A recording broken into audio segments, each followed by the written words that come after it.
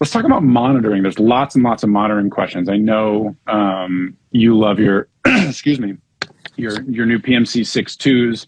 Yep. There's some questions about the 6.2s. How do you like them? Hey, there they are. Somebody asking about PMC versus ATC.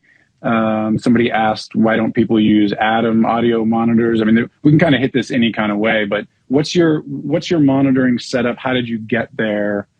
I mean, I went to your room. By the way, thanks for having me a couple of weeks ago. It was a blast. It sounds amazing in there. Thank you, I love the way it sounds. Yeah, no. How did you get to where you're at? It's been a journey, and it all starts kind of when I started mixing for Chris. One of the first records that I did was Undecided for him. Like that was like an actual release, like a single for an album type of thing. And I was on these, what were they called? These little JBL black monitors. They're actually good. I don't really like JBL, but these little black ones. Have you seen them? The ones from Guitar Center? They're like these little black JBLs. I was mixing on those. I was mixing on those, and I had a friend. His name was DG. We're still friends, obviously, but his name is DG. He was G-Eazy's engineer. I don't know if you know him, Dakari. He's from Africa, and I met him in New York. And when we came out here, he was producing and mixing with G-Eazy when I was working with Chris. And he kind of started to get a leg up on starting to mix first, like mixing first. So he bought these PMCs, I think the IB1s or IB2s, I don't remember. So he bought the monitors. And he's like, yo, you got to get with PMC, blah, blah, blah. And I was like, oh, that's fire. Let me come and listen to him. So I went to his studio and listened to him. And then he's like, let me hook you up with Spider.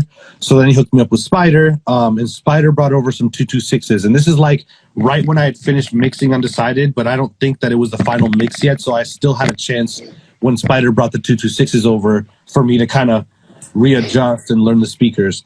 But he brought over the 226s. I didn't have a sub. I had a really small room. It was probably slightly smaller than the room I'm in now, which is pretty small.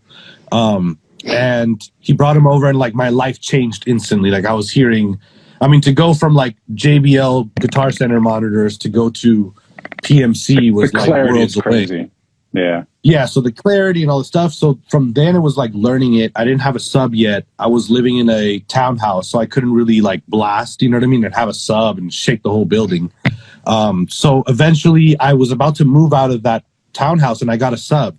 And when I got the sub, I started to notice that I was able now to hear all this low end, which my biggest problem was I'd get to the car and there was way too much low end. So then I'd have to dial it back because I didn't have a way of listening to it. With the 226s, it was like, it was there, but I was like, you got to push it. You're not feeling it. You're not feeling it in your chest. I'm not feeling it. So then once I got that, I went to a new house and we rented a house with my wife. And we, in that house, we could blast. So I got the sub fully going. And then I hit Spider. I was like, I want the PMC sub to go with the 226s. So he brought the sub over and boom, it was like a level up every time. So I went from the 226s. I was like, wow, this is amazing, but I'm missing the sub. Boom. Spider brings the sub. Now I have this full sound, but I see the 6.2s come out recently. When I see the 6.2s come out, I go and listen to them and I'm thinking I'm just going to get the 226, the new 226, which is essentially half of my 6.2. Yeah. Which would be the exact same speaker that I had with the 226s. And when I heard these, I was like, holy shit, no way. I need to get these immediately. So I listened to these and there's no sub in my room. You don't really need a sub. It's like, and it's really bassy in here. And I have the low frequency down like 7 dBs on the speakers on these because I feel like these are slightly big for the room. Even though they don't look big for the room, like the sound is super big. No, I remember being in there, and there's a lot of low end, and it's very clear. I mean, this is we had a whole episode a couple of weeks ago with Spider and Rory talking about studio construction, but the challenges of getting speakers to carry a lot of low end, and a lot of people buying appropriately sized 6 or 8 inch monitors, like 6 or 8 inch woofers, and then trying to add a sub. And you're just dealing with all this extra phase stuff. But the fact that you have the 2 6s there makes it sound huge. It's a huge difference having the separation with the crossover with the sub and actually just having the monitors be the full sound. It's 2 different worlds. Like the sub, I was getting with the sub, I was getting all those low sub frequencies. And there was kind of a pocket where there wasn't that like mid sub frequency because the speakers weren't able to really produce it as much. So and then the sub below on the floor wasn't really pushing like tonality. It was more just like sub frequencies. But once I got these, it was like full sound. And another thing too, there's a massive mid driver on these that I did not have on the 226s. So there was a bunch of shit that I wasn't hearing, you know? Interesting. Yeah, I love the sound of your setup over there. And somebody always, there's always the PMC versus ATC. It's funny because I think that same day, I think I went from your place to maybe get some food, and then I went to my buddy Kian's place, who's also been on these live streams, an amazing engineer, and he has a setup that sounds unbelievable also, and it's ATCs. I think from my experience, I just hear the PMCs as being a little bit brighter in the high end and a little bit sort of clearer in that sense. And then the ATCs, I don't know if it's actually clearer or less clear. I just find the PMCs a little brighter. There's lots of discussion on the Discord about this. There's lots of people. Yeah, the ATCs to me aren't as clear.